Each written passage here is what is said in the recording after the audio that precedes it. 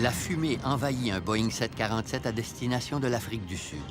Un incendie s'est déclaré dans la zone de cargaison, mais il n'est pas question d'atterrir, car l'avion survole l'océan Indien.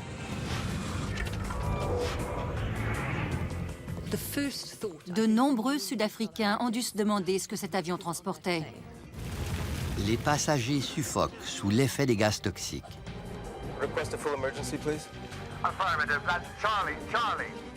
Il n'y a qu'une façon de dissiper la fumée. L'équipage devra effectuer une manœuvre fort dangereuse. Open the doors. Ouvrir les portes en plein vol. Springbok 295, places.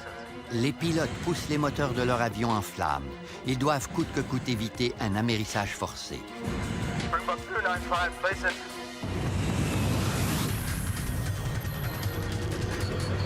Mayday, mayday.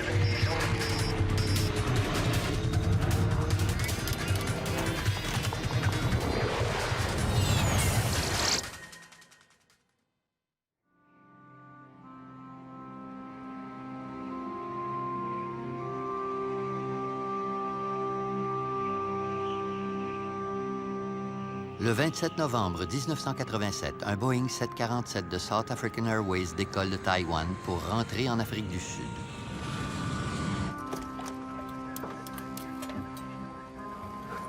Everything good? Fine, Captain. Ready to take over? Yes, thanks. Au bout de 9 heures de vol, l'équipage principal retourne au poste de pilotage pour permettre à l'équipage de relève de se reposer à son tour. Le Boeing survole l'océan Indien. Les pilotes se préparent à faire escale à l'île Maurice. Valerie Lottring vient de passer ses premières vacances à l'étranger en compagnie de son mari, Corey, qui était en voyage d'affaires. Mon père faisait un voyage d'affaires et ma mère en avait profité pour prendre des vacances en sa compagnie. Il était allé dans l'Est pour y étudier la technologie du cellulaire qui commençait à s'implanter en Afrique du Sud. L'avion est un 747 modifié. Son surnom est le Combi, un diminutif de combinaison. C'est un avion de passagers doublé d'un avion cargo conçu pour transporter une charge flexible de fret et de passagers. Comme les autres 747, le Combi a une immense zone de cargaison à l'étage inférieur, mais il en possède une autre derrière la dernière rangée de sièges de classe économique. Et son poste de pilotage est situé à un niveau plus élevé que celui de la cabine des passagers. Le vol 295 transporte 159 personnes en plus de 6 grosses palettes de fret. Le Helderberg, un des 747 Combi de South African Airways, est un membre vital de la flotte. Il est particulièrement utile durant les vols prolongés. À l'époque de l'apartheid, les avions comme le Combi étaient d'un grand secours pour South African Airways parce qu'elle devait contourner le continent africain pour rejoindre ses destinations européennes. Afin de contester le racisme du gouvernement blanc de l'Afrique du Sud, la plupart des États africains noirs refusaient de permettre à ces avions de survoler leur territoire, ce qui prolongeait les voyages des passagers de South African Airways. D'énormes sanctions étaient imposées à l'Afrique du Sud, des sanctions politiques, économiques et culturelles. Ce pays n'était pas bien considéré par les nations respectables du monde. Moins d'une heure avant l'escale du vol 295 à l'île Maurice, le signal d'un détecteur de fumée retentit dans le poste de pilotage. C'est celui de la zone de cargaison située derrière les sièges des passagers. Mais lorsque l'équipage de cabine entre dans le compartiment, le feu fait déjà rage.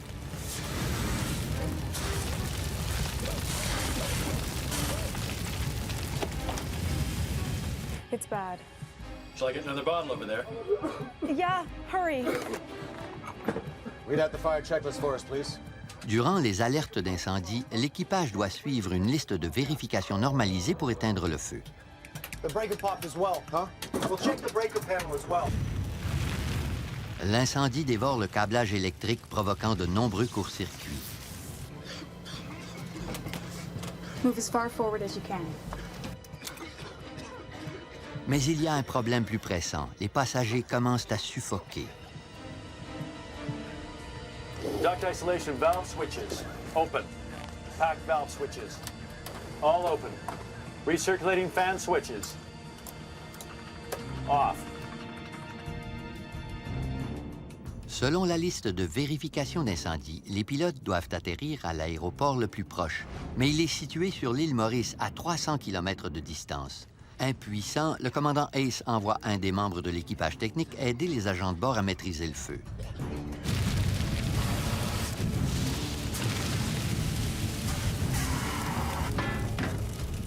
Bring me another bottle. Le commandant amorce ensuite la descente d'urgence. Puis, il entre en contact avec l'aéroport de l'île Maurice, qui maintient des relations cordiales avec l'Afrique du Sud. Il est près de 4 heures du matin lorsque le contrôle aérien de l'île Maurice reçoit l'appel de détresse. Mauritius, Springbok 2-9-5. Springbok 2-9-5, Mauritius, good morning, go ahead. Good morning. We have a smoke problem, and we're doing emergency descent to level 140. Confirm you wish to descend to level 140. Yeah, we've already commenced due to a smoke problem in the airplane. Do you, request a full emergency, please? Affirmative. That's Charlie. Charlie. Le commandant Ace reste calme, mais il sait qu'il doit trouver un moyen d'évacuer la fumée qui envahit rapidement son avion. En se consumant, le mystérieux chargement de la zone de cargaison répand une épaisse fumée toxique dans la cabine des passagers qui risquent tous d'y rester. Your actual position, please. Say again? Actual position. Le commandant perd progressivement le contrôle de nombreux instruments. We've lost a lot of electrics. We haven't got anything on the aircraft now. Il ne connaît même pas sa position exacte. Tandis que l'aéroport se prépare à un atterrissage d'urgence, l'équipage du Helderberg suit les instructions d'une nouvelle liste de vérification afin de dissiper la fumée toxique. Supplementary vent fan switch, off. Recirculating fan switches, on. Smoke condition. Hold on, I'll check downstairs. Les pilotes reçoivent de mauvaises nouvelles de la cabine. La fumée s'épaissit. It's worse. We can't breathe down here. L'avion descendra bientôt à une altitude de 4500 mètres et la liste de vérification suggère une manœuvre d'urgence que peu de pilotes ont eu l'occasion d'exécuter. We need to open the doors. Repeat, open the doors. En ouvrant les portes du combi en plein vol, l'équipage espère dissiper l'épais nuage de fumée qui risque de tuer tous les passagers avant même l'atterrissage forcé. Le commandant amorce une descente d'urgence jusqu'à 4500 mètres pour permettre l'ouverture des portes de l'avion. À 4500 mètres, les passagers pourront respirer l'air extérieur. Et à cette altitude, la différence de pression d'air entre l'extérieur et l'intérieur de la cabine permettra une évacuation rapide mais sécuritaire de l'air enfumé. À présent, le commandant doit ralentir la vitesse indiquée à 370 km/h ou 200 nœuds. Si le combi vole plus vite, l'équipage ne pourra pas ouvrir les portes. This is Captain Oy speaking. We're opening 2 of the entry doors to clear smoke from the cabin. Do not panic. You'll be much more comfortable once we complete this procedure. Il suffit d'entrouvrir une de ces portes pour créer un énorme flux d'air à travers la cabine.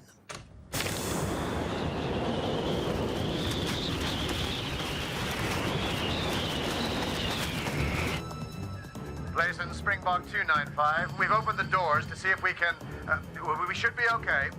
Out there! Close the bloody door.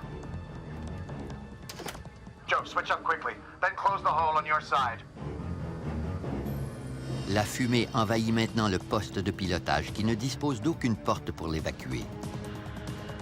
Temperature is 22.22 and the QNH is 1018 hectopascals. 1018 over.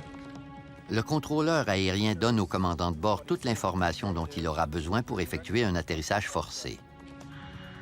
Roger, 1018. Affirmative, and both runways are available if you wish. And 295, I request pilot's intention. We'd like to track in on 13. Confirm runway 13. Charlie, Charlie. Affirmative, you're cleared direct to Foxtrot, Foxtrot. You report approaching 50. Okay. Le commandant Ace n'a qu'un espoir, atteindre l'île Maurice avant l'écrasement de son avion. L'aéroport est à 265 km de distance. Le Helderberg continue son parcours extrême. 295, play sense.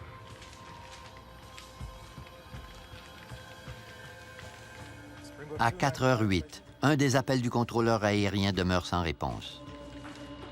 Springbok 295, play sense. Springbok 295, play sense. Sans la moindre nouvelle du vol 295 depuis 36 minutes, le contrôleur aérien de l'île Maurice déclare officiellement une situation d'urgence et l'alerte est donnée aux équipes de recherche et de sauvetage. Plusieurs appareils décollent de l'aéroport pour scruter les eaux noires à la recherche du combi disparu, mais en vain. À l'aéroport de Johannesburg, on annonce simplement que le vol 295 a été retardé. Nous étions à quelques jours de nos vacances familiales annuelles. En les attendant à l'aéroport, nous étions donc très excités à l'idée de passer 3 semaines avec nos parents. Je crois que ça a été encore pire de passer de cet état d'euphorie qui nous avait envahis durant l'attente à l'effondrement absolu qui a suivi l'annonce de la disparition de leur avion. Le lendemain après-midi, un avion de sauvetage survole les premiers débris flottants de l'épave.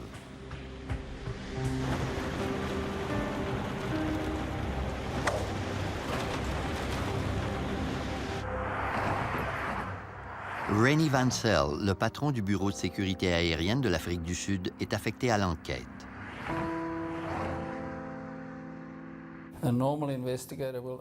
Durant leur carrière, la plupart des enquêteurs analysent un accident majeur à tous les 20 ans. Par conséquent, celui-là nous a tous bouleversés et mis sur un pied d'alerte.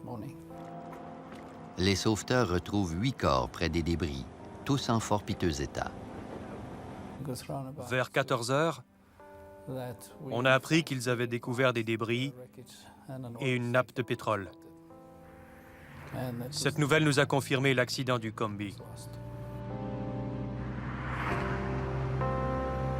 L'Afrique du Sud tout entière est rapidement obsédée par les causes de l'écrasement. Mais au début, les enquêteurs disposent de très peu d'éléments de preuve. À peine quelques débris flottent à la surface de l'eau. Une rumeur courait à propos de l'écrasement de cet avion. En fait, de nombreuses personnes croyaient que des inconnus avaient dissimulé une bombe dans la cargaison. Selon cette théorie, l'Afrique du Sud, ou à tout le moins un avion de South African Airways, aurait été ciblé par des terroristes décidés à nuire aux intérêts de ce pays. Des spécialistes étudient les rares débris de l'épave à la recherche des signes indicateurs d'une explosion, un trou d'impact, des corrosions de surface ou des marques d'éclaboussure. Ces dernières surviennent lorsque les fragments chauffés à blanc d'un explosif détonnant frappent et fondent les alliages légers de la structure d'un aéronef. Mais les experts ne découvrent pas la moindre trace d'explosion. Et en écoutant les enregistrements de la tour de contrôle, Rennie Vansell comprend que les pilotes étaient sur le point de maîtriser la situation. Les enquêteurs sont médusés. Ils ne connaissent toujours pas la cause de l'incendie et ne savent pas comment il a pu provoquer la destruction du combi. La prochaine étape était d'essayer de récupérer l'enregistreur de conversation et l'autre boîte noire. L'enregistreur de données de vol, en plus d'un maximum de débris d'avion, dans l'espoir de comprendre pourquoi le combi s'était écrasé en mer. Mais avant d'y parvenir, Rennie Vansell devra surmonter des obstacles qui auraient découragé la plupart de ses collègues.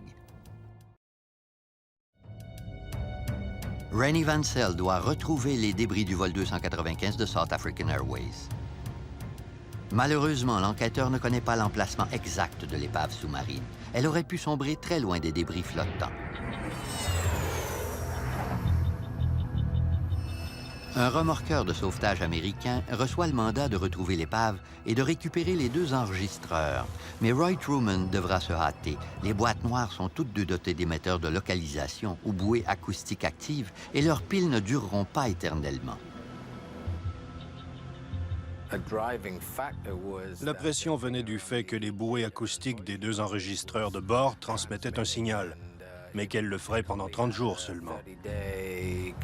Si on ne les récupérait pas avant ce délai, elles cesseraient d'émettre leur signal et on perdrait tout espoir de récupérer quoi que ce soit.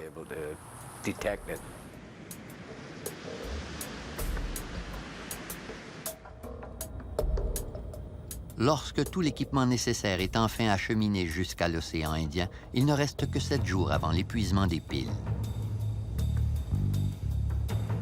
Entre-temps, une équipe médicale effectue les analyses sanguines des dépouilles humaines découvertes près des débris flottants. Les trachées de tous ces cadavres sont enduites de suie et les médecins découvrent ensuite qu'au moins 2 des passagers ont été asphyxiés par la fumée. Les enquêteurs font face à une réalité troublante. Pendant que les pilotes tentaient désespérément d'atterrir, certains de leurs passagers étaient déjà morts. Tout en cherchant les 2 boîtes noires, les enquêteurs continuent à étudier les débris flottants de l'épave. Parmi des centaines d'articles récupérés, une raquette de graphite à demi fondue retient leur attention. Car le graphite ne brûle qu'à des températures de plus de 600 degrés Celsius. Cette raquette fondue leur apprend qu'un violent incendie a fait rage à bord du Helderberg. Elle explique également pourquoi un des extincteurs avant de l'avion, encore chargé à fond, a été récupéré avec d'autres débris flottants. Puis les enquêteurs remarquent un lambeau fondu de filets de fret sur la surface externe de l'extincteur. Ils découvrent que l'appareil provient de la cabine des passagers et supposent qu'un des membres d'équipage a dû l'arracher de la cloison pour l'emporter dans la zone de cargaison incendiée. Un extincteur chargé à fond dans un avion détruit à cause d'un incendie est la preuve qu'il n'a pas pu être utilisé, probablement parce que le membre d'équipage n'a pas pu s'approcher assez près du feu.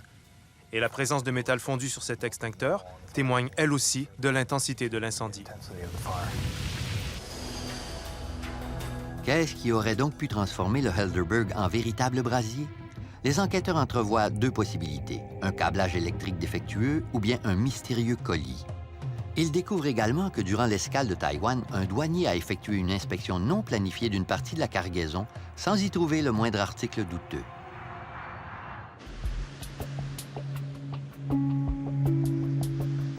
Coûte que coûte, Rennie Vansell doit retrouver le reste du combi et récupérer les 2 boîtes noires. Mais 30 jours après l'écrasement en mer, son équipe d'enquête doit affronter la réalité. Elle n'a toujours pas localisé le signal des enregistreurs et ne connaît pas la position exacte de l'appareil englouti. Jusqu'ici, les recherches ont coûté 1,5 million de $ et livré très peu d'informations utiles. L'écrasement du Helderberg risque fort de taxer les capacités et la résolution de Rennie Vansell. L'enquête est au point mort. Vansell n'a pas réussi à isoler les causes de l'incendie, ni même à retrouver l'épave du combi. Si elle continue ses recherches, l'équipe dépensera plusieurs millions supplémentaires, même si les chances de succès sont de plus en plus réduites. Il ne s'agissait pas de n'importe quel avion, mais d'un Boeing 747, l'appareil le plus imposant de l'aviation commerciale. Et c'était un des 747 de la Compagnie nationale de l'Afrique du Sud. Les centaines de milliers de personnes qui volaient à bord des 747 à l'époque attendaient des réponses. Elles voulaient savoir si l'avion était sécuritaire ou bien s'il souffrait de défectuosité de structure et de défauts de conception. L'enjeu était de taille pour nous, et aussi pour M. Vansell, l'enquêteur en chef mandaté par South African Airways. Le gouvernement de l'Afrique du Sud aurait certainement pu dire que l'eau était trop profonde et le lieu de l'accident trop loin de l'île Maurice, et décider de ne pas enquêter sur l'accident. L'honneur de décider si on dépensera d'autres millions pour récupérer l'épave du combi de South African Airways revient à Rennie Vansell. Près de 2 mois après l'amérissage fatal du Helderberg dans l'océan Indien, on ne connaît même pas la position exacte de l'épave. Vansell décide malgré tout de récupérer un maximum de débris. Au cours de cette unique enquête, ils ont dépensé une somme qui suffirait à financer toutes nos enquêtes pendant 6 mois aux États-Unis. 61 jours après l'accident du vol 295, Vansell reçoit enfin des nouvelles encourageantes d'un membre de son équipe. Des sonars sophistiqués ont détecté la présence d'un objet massif sur un plateau marin à 4400 mètres de profondeur. Il pourrait s'agir du Helderberg. On m'a présenté une feuille de papier couverte de points noirs de différentes tailles en disant « Voilà votre épave ». Naturellement, je leur ai demandé « Qu'est-ce qui vous dit que c'est bien l'épave d'un 747 ? C'est peut-être un sous-marin coulé durant la Deuxième Guerre mondiale ou quelque chose du genre. » Ils m'ont répondu « Rennie, c'est lui. Tu peux nous croire, c'est ton avion. » Mais on n'a jamais rien récupéré en eau aussi profonde, y compris le Titanic. Vansell n'a pas le choix. Pour authentifier les signaux sonars, il devra lancer l'étape la plus dispendieuse de l'enquête, l'opération Resolve. Un sous-marin télécommandé, le Gemini, sera expédié au fond de l'océan pour enregistrer l'épave sur bande vidéo. S'il s'agit bien du Helderberg, le Gemini cherchera à en dépister les éléments clés, dont les 2 boîtes noires. Mais le scooter sous-marin devra être relié à son navire d'attache par un câble à fibre optique flexible de près de 7 km de long. Aucun câble de cette taille n'a jamais été produit. Il nous fallait un câble de plus de 6000 mètres de long. Il nous a donc fallu joindre un fabricant de câbles qui l'a conçu, puis manufacturé en fonction de nos besoins. Mais avant que le câble à fibre optique ne soit complètement assemblé, Rennie Vansell lancera une enquête indépendante chargée d'évaluer le niveau de résistance aux incendies de l'avion disparu. Il découvrira bientôt que le design du Combi a peut-être causé sa perte.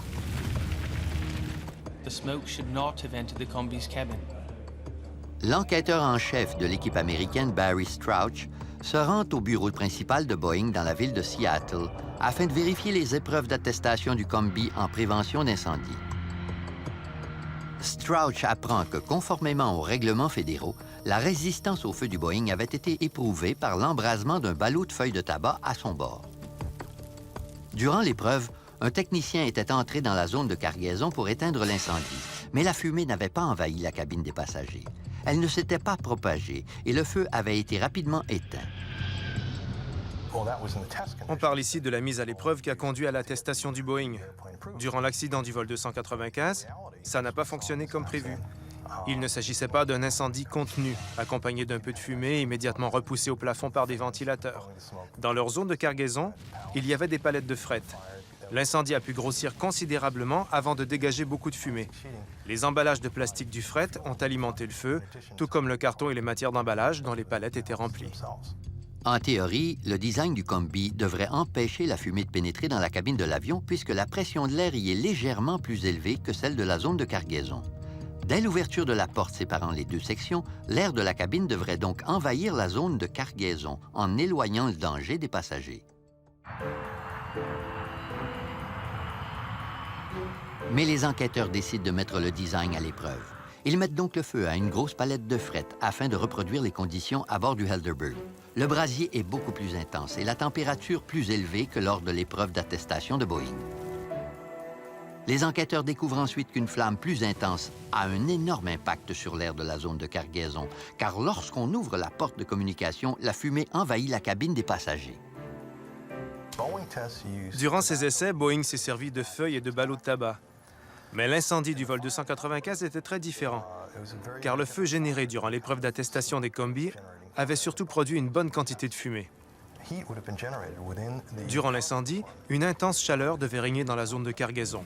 Cette chaleur a sûrement élevé la pression de l'air, éliminant du même coup la différence de pression entre la zone de cargaison et la cabine des passagers. Mais cette différence de pression devait garder la fumée du côté de la cargaison. En son absence, elle a envahi la cabine, accompagnée de gaz toxiques comme le monoxyde de carbone et le dioxyde de carbone.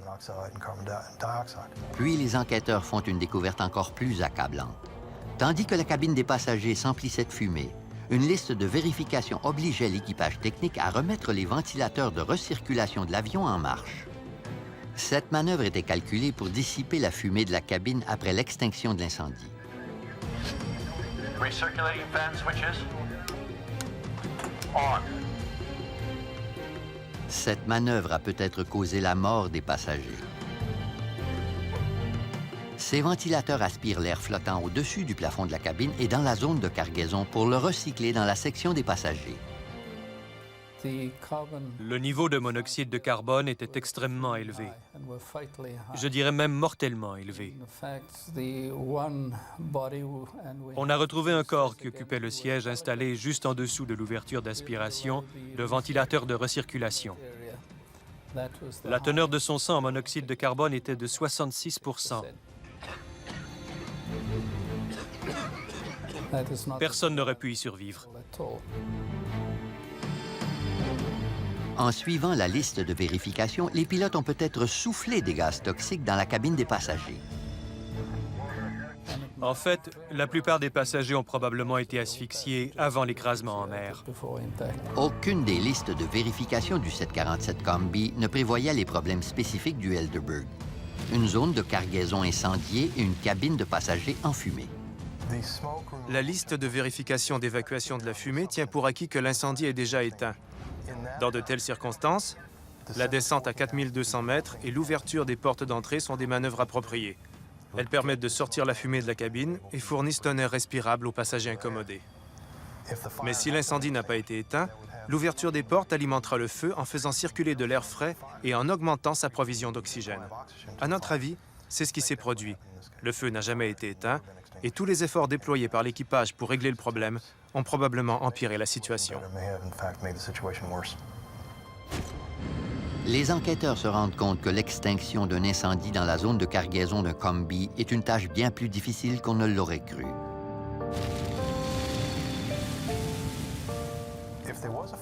En ce qui concerne l'embrasement d'une des palettes de fret, je crois que l'équipage n'en aurait pas été conscient avant qu'il ne soit trop tard.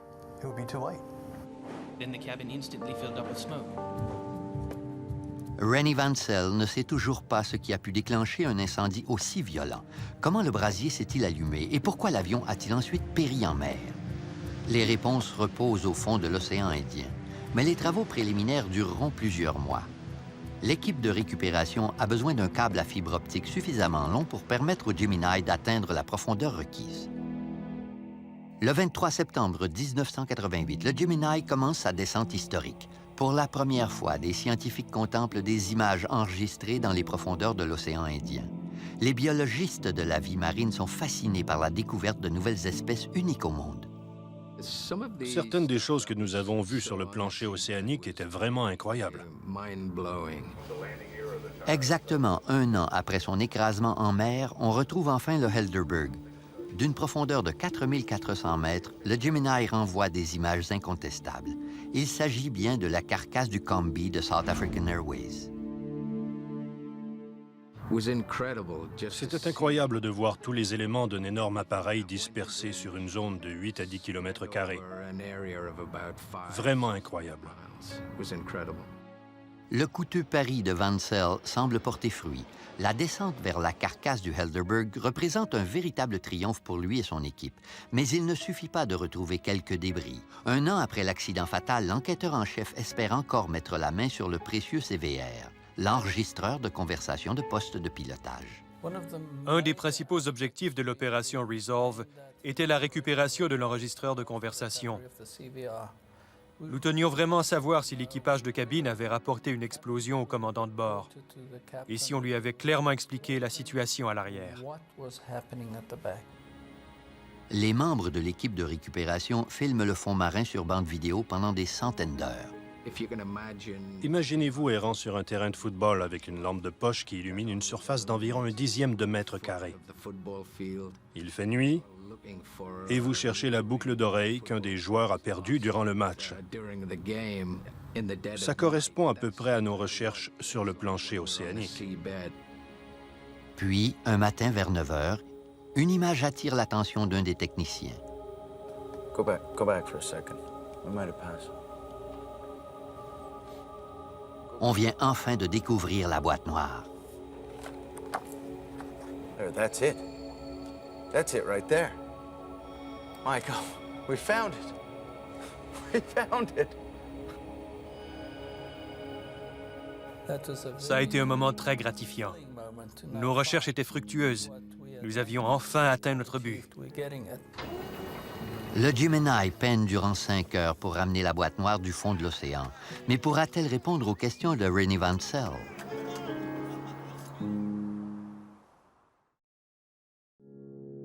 On a enfin retrouvé la boîte noire du Helderberg et les médias de l'Afrique du Sud exploitent immédiatement cette information vitale. Nous sommes en 1989 et les partisans de l'apartheid gouvernent encore l'Afrique du Sud d'une main de fer. Rennie Vansell prend une décision inusitée. Il transporte la boîte noire scellée à Washington, où il l'ouvrira devant témoins. Sinon, on m'aurait accusé d'avoir tenté d'étouffer l'affaire ou d'avoir omis certains éléments. Mon équipe a donc écouté l'enregistrement avec les représentants de la FAA et du NTSB, en même temps et pour la première fois. La tension monte dans la salle d'enquête. L'enregistreur de conversation de poste de pilotage devrait dévoiler les 30 dernières minutes du vol 295. Mais l'enregistrement est décevant. Après avoir passé 1 an sur le plancher océanique, il est à peu près inintelligible.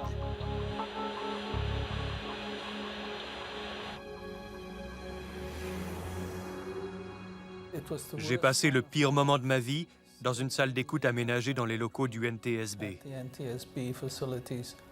Je voyais le temps passer, mais l'enregistrement ne signalait aucun problème. Je n'arrêtais pas de fixer l'horloge. Au bout de 25 minutes d'écoute, je suis devenu extrêmement anxieux.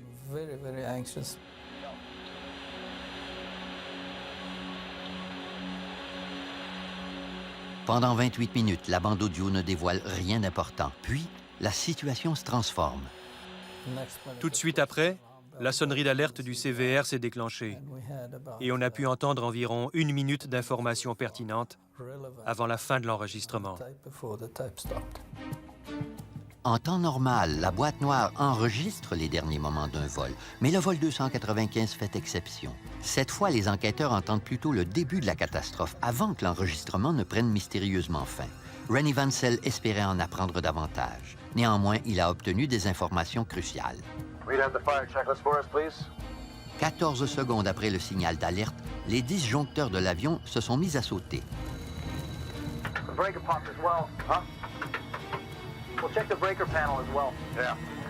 Les enquêteurs estiment que 80 circuits ont sans doute été mis hors service. Les fils électriques de l'enregistreur de conversation de poste de pilotage ont été détruits 81 secondes après le déclenchement de l'alarme. Rennie Vansell n'a pas obtenu les preuves qu'il espérait, mais il a appris que l'incendie était bien plus violent qu'on ne l'avait cru. L'enregistrement du CVR laisse beaucoup de questions en suspens, mais permet à Vansell de tirer ses propres conclusions quant aux causes de l'accident. Le poste de pilotage a dû subir de nombreuses défaillances simultanées. Nous croyons maintenant que les pilotes ont observé 80 disjoncteurs sauter presque en même temps et qu'ils ont eu beaucoup de mal à maîtriser leur avion. Il est également possible qu'il ait déjà commencé sa descente progressive vers l'océan à ce moment-là. Je doute fort qu'ils aient gardé la maîtrise du combi. Je me suis imaginé aux commandes de cet avion. À mon avis, j'aurais été terrifié. Il faut prendre une décision rapide et l'exécuter instantanément. On ne saura jamais s'ils ont bien suivi la liste de vérification. Mais les enquêteurs ignorent encore la cause de l'incendie mortel. Pour éclaircir le mystère, ils devront récupérer le reste de l'avion détruit. On a compris ce qu'il fallait faire. Ratisser le plancher océanique et remonter le maximum de débris à la surface. Puis l'enquêteur Vansell se concentre sur certains éléments clés de la zone de cargaison du combi. On les transporte dans un hangar où ils sont ensuite assemblés comme un gigantesque casse-tête. L'équipe d'enquête veut reconstruire la section où l'incendie s'est probablement déclaré, mais elle découvre avec stupéfaction que le plancher de la zone de fret n'a jamais été touché. Nous avons compris que le feu était toujours resté à 1 mètre au-dessus du plancher. Pourtant, au début de la zone de fret, les parois et le plafond ont clairement été incendiés. Vansell fait alors une nouvelle découverte. L'incendie a pris naissance dans la palette avant, à droite. Il s'agissait donc d'un incendie étonnamment circonscrit, à l'intérieur d'une seule palette de fret. La palette avant à droite contenait surtout des ordinateurs protégés par des emballages de polystyrène. Les enquêteurs soupçonnent qu'un incendie déclenché dans la palette est entré en contact avec l'emballage de polystyrène, produisant des gaz qui se sont ensuite accumulés sous le plafond. Dès que les gaz ont été assez chauds, ils ont provoqué un feu à inflammation instantanée. Au moment où la fumée a pénétré les feuilles d'emballage, l'incendie devait dégager une chaleur extrême. Même si les matières d'emballage ont aidé à propager l'incendie, Rennie Vansell ignore toujours son origine. Au bout d'1 an et demi après avoir dépensé des millions de dollars, il doit mettre fin à son enquête. Je me serais senti bien mieux si nous avions été en meilleure position, c'est-à-dire si nous avions pu donner plus d'informations probantes au Conseil. Mais nous n'en avions pas, et nous n'allions certainement pas en fabriquer. Mais la tragédie du vol 295 ne tombe pas dans l'oubli. De sombres rumeurs commencent à circuler au sujet de la cause de l'incendie. Il ne faut pas oublier la toile de fond de ce terrible accident. Un régime d'apartheid particulièrement répressif. De nombreux Sud-Africains ont dû se demander ce que cet avion transportait. Y avait-il un objet susceptible de provoquer un violent incendie dans la zone de fret? Parce que la plupart des avions ne s'enflamment pas en plein vol pour s'écraser quelques minutes plus tard. À son tour, un chimiste à l'emploi du gouvernement sud-africain fait une découverte étonnante qui suscitera une théorie controversée.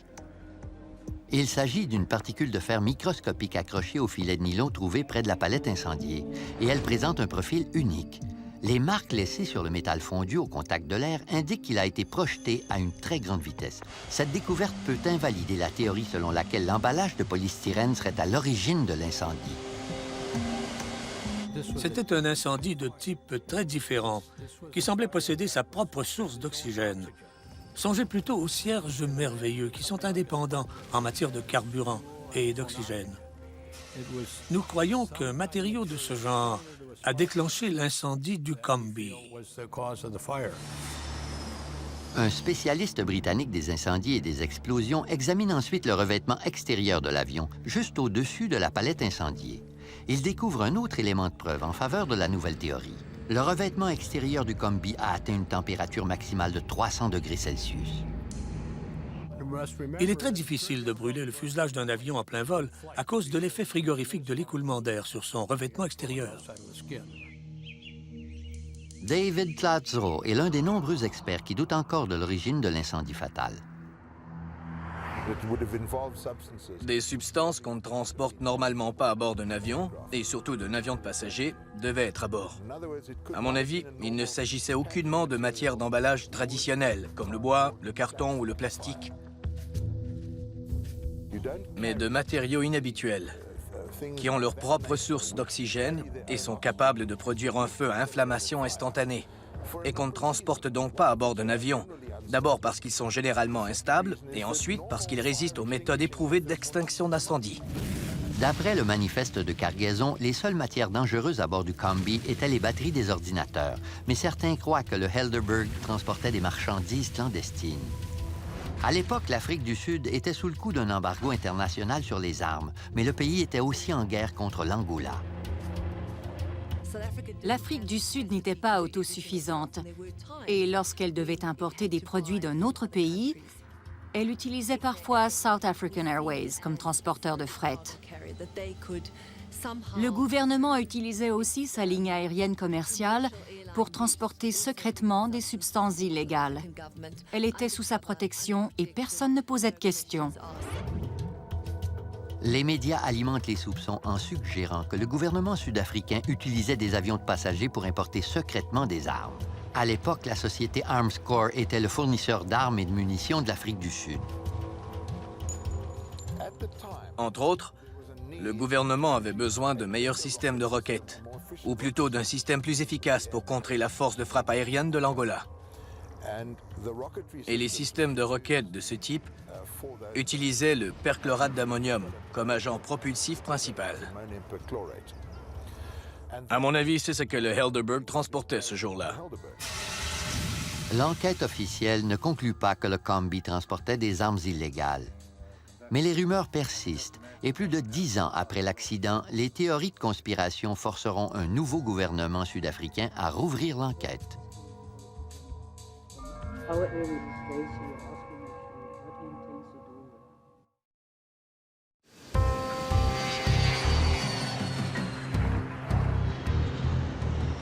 L'accident du Helderberg avait prouvé que le 747 Combi était trop vulnérable en cas d'incendie à bord. South African Airways avait réagi en mettant ses Combi hors service. Peu de temps après, les autorités américaines en prennent note. La FAA a étudié la situation et émis de nouvelles directives, mais compte tenu du poids ajouté et des difficultés posées par les nouvelles mesures, le Combi a perdu une bonne partie de sa rentabilité. Essentiellement, après l'accident du vol 295, les Combi ont cessé de voler.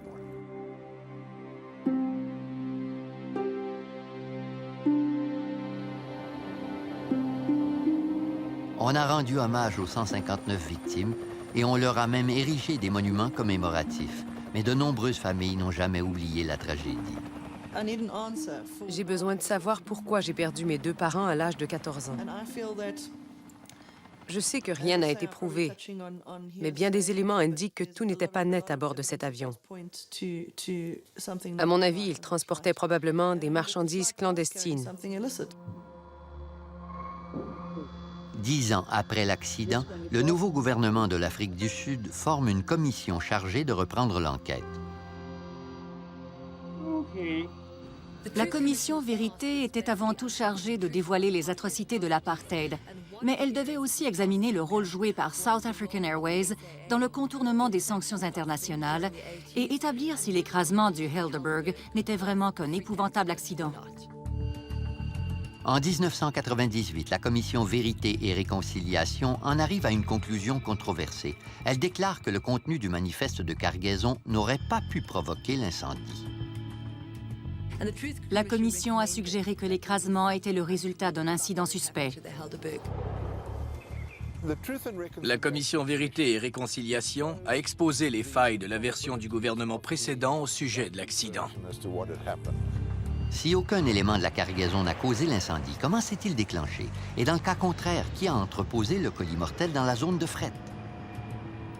Malheureusement, à moins qu'une personne ne se présente pour dire « Oui, je suis responsable de cet accident » ou bien « Nous sommes les responsables » et qu'on puisse prouver qu'il ne s'agit pas d'un canular, on ne connaîtra jamais les causes de l'écrasement. On ne saura pas ce qui est vraiment arrivé et on ne saura pas non plus ce qui a provoqué l'incendie initial. Une dénonciation est maintenant notre seule chance de connaître la vérité. Dans son rapport final, la commission suggère que le bureau du procureur général continue d'enquêter sur l'accident. Étonnamment, ça ne s'est jamais produit. Le gouvernement du Congrès national africain n'a jamais poursuivi l'enquête. Nous devons tous nous demander pourquoi. À mon avis, la réponse est simple. Beaucoup de gens croient que ça coûterait trop cher. Ils ne veulent pas rouvrir l'enquête parce que les conséquences financières seraient désastreuses. Pendant des années, Rennie Vansell a tenté de résoudre le mystère de l'accident du Helderberg. Même s'il n'a jamais réussi à découvrir le véritable déclencheur de l'incendie, il est satisfait de son enquête.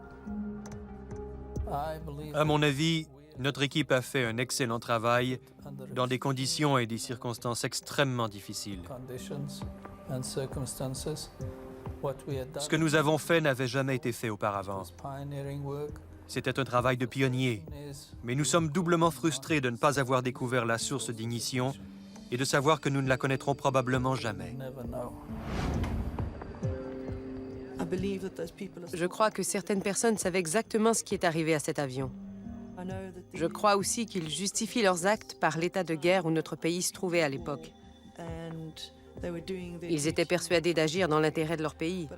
Mais à présent, ils devraient avoir du cœur, songer aux familles en deuil et dire la vérité.